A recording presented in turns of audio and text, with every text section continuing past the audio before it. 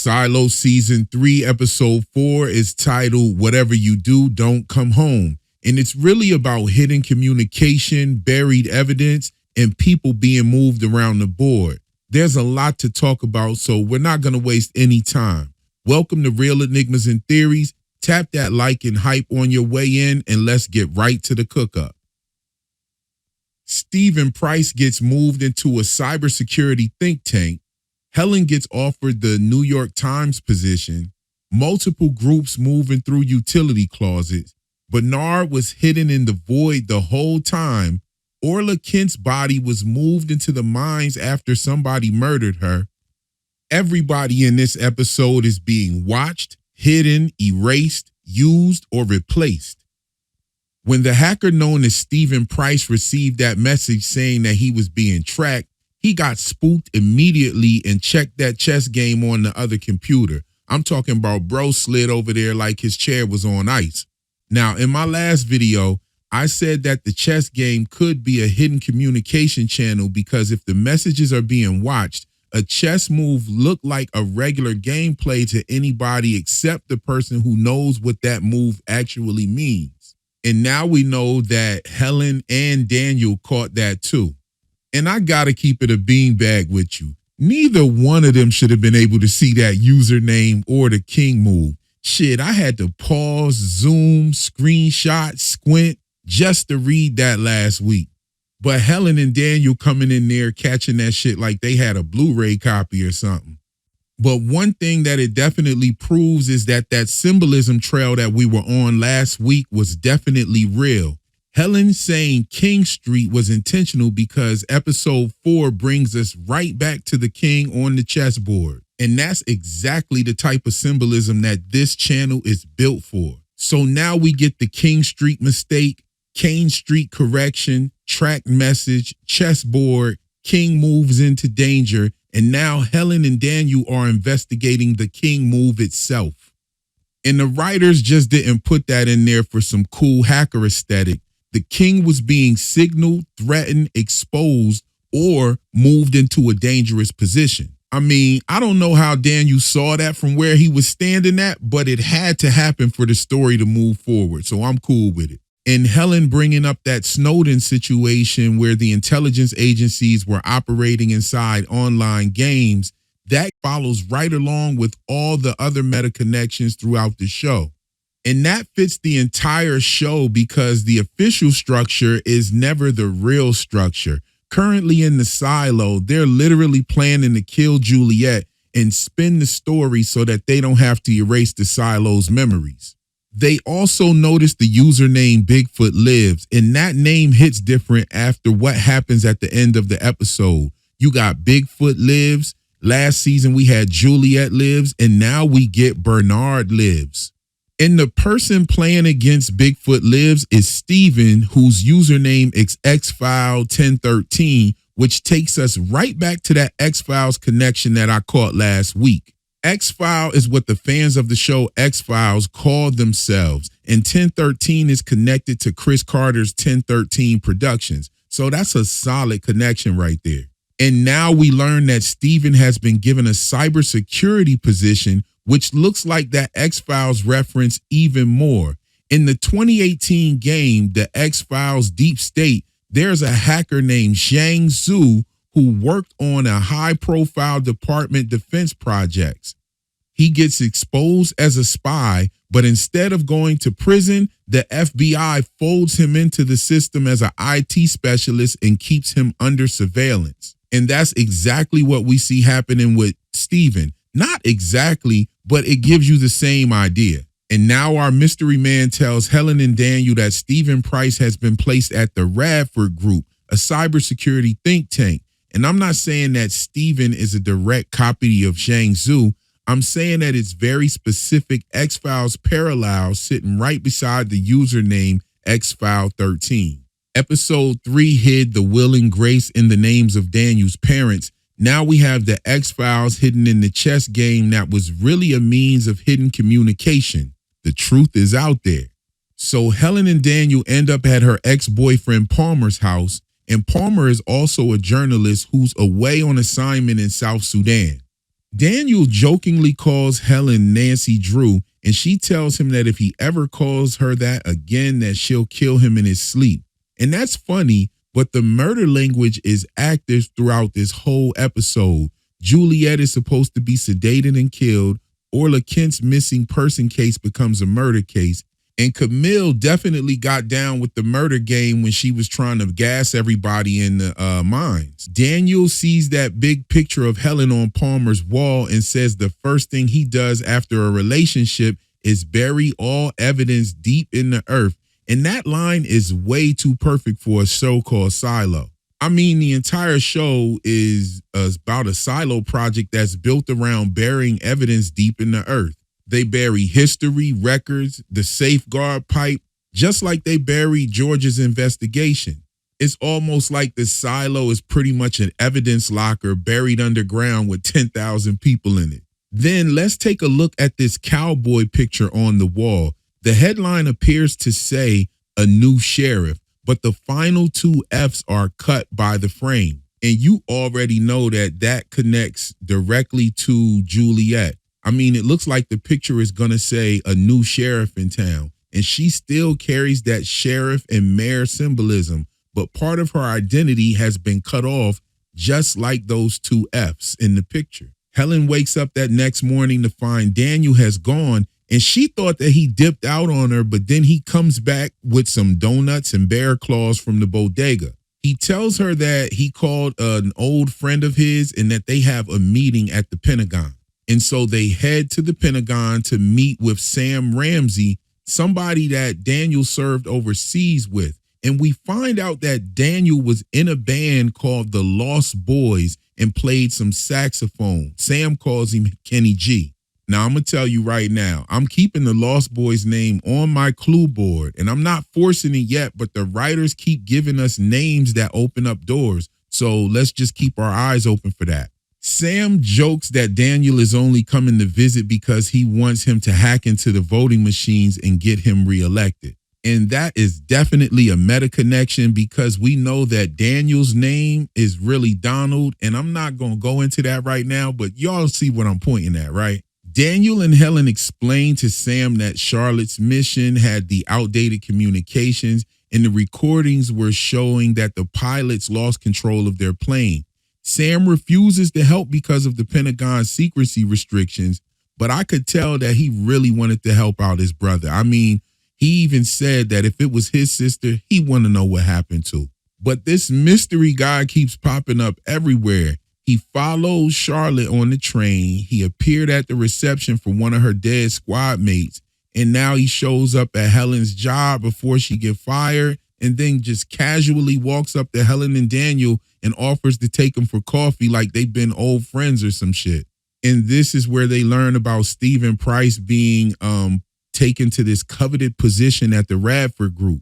He also tells them that Alameda's family received a loan that saved his brother's woodworking business in California. We also find out that that's who's taking care of Charlotte's medical care under Dr. Serkovich. I mean, we pretty much already knew that. But Helen gets offered a shot at the New York Times, even with journalistic fraud sitting on her background. I mean, this man is clearly playing chess with checker players, and he don't even have to pull out a gun. That's why the chessboard is even bigger than Stephen Price's computer screen. The entire Before Time story is like a chessboard, and this man is moving pieces like Bobby Fischer. Helen starts thinking about, taking the New York Times job because she realizes how massive the machine that they're up against is. But Daniel still wants the truth, so it creates friction between the two of them. And I knew that Sam wasn't going to leave his brother hanging because he actually hacks a phone, calls Daniel in the middle of the night, and tells him that he fell into an unbelievable rabbit hole when he started researching his sister's mission. So then Daniel goes and grabs Helen, and they head out in a rented minivan that Daniel got from some dude advertising on a lamppost. And I'm going to tell you, when this show says stuff like that, it actually means something and connects to something symbolically later. I'm not saying that it actually drives the narratives, but these writers have done a real good job of leaving these little clues that connect to each other that actually have nothing to do with it when you see it at first, But then later on, you're like, oh, King Street. Now he moves the king. You see what I'm saying? And that was pretty much their whole plot for this episode. Let me know down in the comments what you think they're going to uncover. One thing about it, you can tell that both of them are starting to catch feelings for one another. And like I said, they might be Juliet's distant relatives. One thing's for sure, the watch that Daniel is wearing definitely looks like the watch that George gave Jules. Now, speaking of Jules, let's talk about what's going on in the silo. Shirley tried to reach Juliet in medical, but the raiders were blocking access, so Knox caused the fight so that Shirley could slip through, and he gets arrested for it. But Shirley learns that Camille and Robert are planning to eliminate Juliet, so Camille orders that Juliet be sedated until her arrival. Then Nurse Amy approaches Juliet with the needle, but instead of injecting her, she jabs the raider in the neck that was guarding the room. Then she gives us one of the biggest pieces of information in this episode. She says that she's been switching Juliet's medication, and that's why Juliet has been getting these memory flashes. She was interfering with the drug before Juliet even started spitting the pills out. Now let's think about the order of operations here. Somebody told her to replace the medication. Somebody likely told her to report that Juliet was spitting out the pills to make it look good for Camille. Somebody prepared the escape. Somebody also told her to send Juliet to the utility closet 76. And when Juliet reaches that closet, Robert Sims is waiting. And I'm going to tell you, this is crazy as all get out because Robert has been running a hidden operation underneath Camille's plan the whole time. Camille believes she was drugging Juliet, erasing her memories and preparing to kill her. Robert was quietly reversing the process and explains why he wanted Juliet to remember holding his family hostage. And I'm not going to lie, this is actually showing us how good Common's acting was, because I thought that he was telling Juliet about her holding the family hostage so that he can kind of plant a twisted version of what really happened in her mind. But now that we know that he's behind her not getting her medications and everything, her memories coming back, he was really trying to jog her memories and help her. He also holds the Pez relic, and he may be pulling the wool over Camille's eyes in the same way that she pulled the wool over his. So Nurse Amy creates a diversion and gets caught. Juliet gets to closet 76, and Robert tells her that she needs to listen, but Juliet runs because from her perspective, this man is the one who's been manipulating her, following her, working with Camille. And then Shirley finds her and breaks the handle off the door to slow Robert down. And she doesn't make matters any better because she tells Juliet that Robert and his wife are planning to kill her. But now, knowing what we know, we have to reevaluate every scene that Robert was in from this season. If Robert knew Juliet was not taking the real medication, then what was he doing during those conversations? He was trying to prepare her for Bernard. It might appear that Robert was manipulating Juliet, but the target was really Camille and the voice. When Robert talks about the AI, he calls it the voice. And the way he says it, it carries some disdain, in my opinion. Camille treats the voice like an authority, and Robert sounds like a man that's talking about something that he doesn't trust. In my opinion, when he says it wants what it wanted 3 months ago, that kind of creates a little distance for me. He didn't say we want or the system requires. He said it wants. So calling it a it kind of separates it from, you know what I mean? I just don't think he likes this thing. I mean, I'm not going to lie. If me and my family walk into a room, can't no AI tell me that I have to leave the room and my wife stay in there. That's just not going to happen. At the very minimum, I'm not going to be cool with it.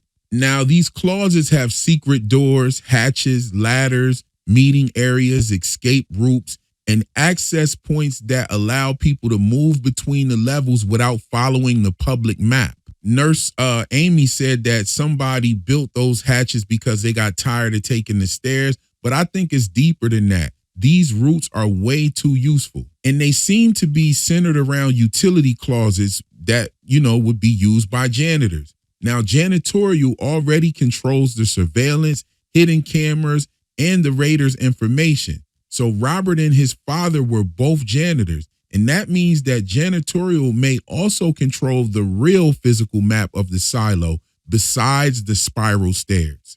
I mean, these janitors, like I said before, they ain't just walking around with mop buckets. They out here cleaning narratives and evidence. One thing that I did find interesting when I thought about it is that the outsiders are also using these utility closets. And this is where they meet, they plan, and they exchange information. The big question is whether the voice can see inside of all of those spaces. I think the voice knows everything that's going on, whether it shares it with Camille or not. I don't know. You let me know what you think in the comments. Do you think that these utility routes are actually blind spots for the vault voice? And do you think that the vault voice can monitor every single thing in the silo? I mean, if this thing can pick up on your cortisol levels before you even finish your sentence, that is not just a regular microphone. And if it is nanotechnology, who's to say that the nanotechnology is just inside the vault?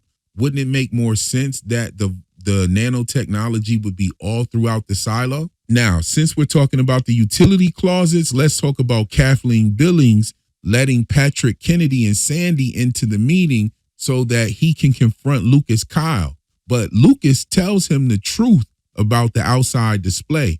But Kennedy believes that the green video means that the outside is safe.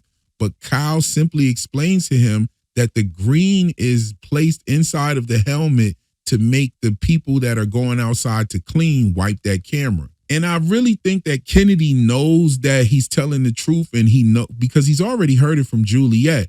But you got to think, this is what he's been telling his followers, and this is what got his followers rallying behind him. But you got to give credit to Kathleen because she asked the right questions. She said, why would Kyle lie? It's not like he's going to gain anything from telling them that it's toxic outside. He's putting himself in more danger. So then Danny busts in there and he warns that the raiders are everywhere searching on that floor. And Sandy reports that Shirley and Juliet were headed down into the down deep because she was following them. And when Kyle heard that, he immediately wanted to go stop Juliet because he knows where she's going, and she's going down to the void. When Juliet reaches the void, her memory starts coming back. And Shirley even tells her that she used to come down there with her boyfriend, and she started to remember George's name and his face. So now we know why Juliet has been having these flashbacks and her memory coming back. It's because they stopped giving her the medication a long time ago. Them stopping her medication is what made her wake up and stop taking the medication on herself. That was the little smirk that Amy did when she found the medication, and we thought that she was being suspect. I mean, I even thought that she was going to go snitch on her too, but then she did go snitch on her. She told Camille that Shorty wasn't taking the medication, but she only told her that because they know that Juliet's pad is being surveillanced and they have the cameras in there. So if they catch Amy finding out that Juliet wasn't taking her medicine and Amy doesn't report that, that makes shit look shady, and then they start moving in a whole different direction. And all of this confirms what Sirkovich said. He said memory is not only stored in the conscious mind, it's stored in the body as well. And the location triggered her body, because George used to take her down there and trigger her body. You feel me? And we heard earlier that Walker supposedly sealed the void, but Juliet finds a hitch, gets inside, and then she hears somebody coughing behind the curtain. Bernard is alive. I was hollering on this one. This episode was so fire, because that means that Robert was on board from the go, and he lied to his wife and hid Bernard down in the void. And that changes every single scene that we saw this season with Robert. That's why Robert was waiting at closet 76. He was trying to lead Juliet to Robert. That's why he said, you have to listen. But the question is, why? Is Bernard helping Robert fight the voice? Does Bernard know how to disable the safeguard? And can the voice see inside the void as well? We do know that the voice is down there in the void, down that tunnel by the door. And I'm wondering if it's just listening to everything that they're saying. Let me know in the comments what you think. Why is Bernard helping to fight the voice? Does he know how to disable the safeguard? And can the voice see into the void, since we do know that the voice is down there? Imagine being Bernard down there, hurt from the burn injuries and stuff, and then the void says something to him. I mean, he probably shit himself. I mean, we can see the drill digger down there, and the void is pretty much an archive of everything the official story tried to bury. And that brings us to Billings, because while Robert is hiding a living man underground, Billings discovers somebody else using the mines to hide a murdered woman. Orla Kent's missing person case became a murder investigation. Her body was found in the mines, but the autopsy shows that she did not die there. She had a major wound on the back of her head, possibly from rebar, and that means that somebody killed Orla Kent somewhere else and moved her body to the mines because people already disappeared down there. The mines are dumping grounds for bodies and evidence, and Orla Kent had noticed critical supplies had gone missing, and she brought it up to Juliet's attention in episode 1. I mean, this thing had me going back to look at episode 1, 2, and 3. I had to look at all the scenes with Orla Kent and her sister. Her sister Sheila said that Orla had been burdened by something lately. She was investigating Glenda, the previous shadow, and the daughter of the dude from the mines. She was also investigating a pipeline moving items from supplies into mining through the construction gap. And all of this was in episode 1, and it flew right over my head because I was so focused on what was going on with our main characters and the before time. I'm telling you, go back and rewatch all of those Orla Kent scenes. She was actually a real dope character. She didn't take no shit from the guy in the mines. He grabbed her, but she grabbed his ass right back. So I wonder if she put up a fight, man. Like, yo, rest in peace, Orla Kent. Then Billings, he's on his investigation and he goes to supplies and meets the boyfriend, Mike Davison. And Mike doesn't seem too bothered by his girl being missing for 2 days. I know I'd have been going to check on mine, but Mike was with Glenda Harwood, the daughter of head of mining, before he was with Orla. And Glenda was the previous shadow before Orla took the position. Now Orla's dead, and Glenda walks into the shadow's office and calls it her office because the current shadow hasn't shown up for work 2 days. That's suspicious as hell. Orla is barely gone and Glenda's already reclaiming the position. And mind you, Billings doesn't even tell Mike that she's dead yet. So, I mean, does she know that the girl's dead already? Now, this whole thread is about shadows replacing shadows. Offices being claimed, stolen supplies, mining connections, and a murdered woman dumped into a place where nobody asked questions. Orla found out that critical supplies were disappearing into the mining. Then she became a shadow and ended up with Glenda's former boyfriend. Then she challenges Glenda's father, disappeared, and Glenda starts reclaiming her office before the body was promptly investigated. Now, that doesn't prove that Glenda killed her, but that's some dirty shit. And the word shadow is doing some real heavy lifting over here, because a shadow follows the person in power and is trained to replace them. The shadow is close to authority but doesn't hold the office yet. And the mysterious man that we see in the before times is moving around like a shadow. Yo, this whole episode was a chess game. Do you think that Robert was the person who told the nurse to switch off Juliet's medication? Do you think the voice can see inside the utility closets and in the void? And do you think that Bigfoot lives was foreshadowing that Bernard lives? And who do you think murdered Orla Kent? Drop it in the comments. I'm thinking it could only be out of 3 people. It could be Glenda, her father, or Mike, the shady boyfriend. And if you like this video, go ahead and tap that like and that hype, do all that dope YouTube stuff. Send this video to somebody who watches the show. And if you're not subscribed yet, hopefully this will be the video to make you do it. The algorithm hasn't really been kind to me. So let's see if we can get the likes up on this video to let the algorithm know that you're rocking with me. That's all for the video this evening. I'll catch you in the next one. Peace.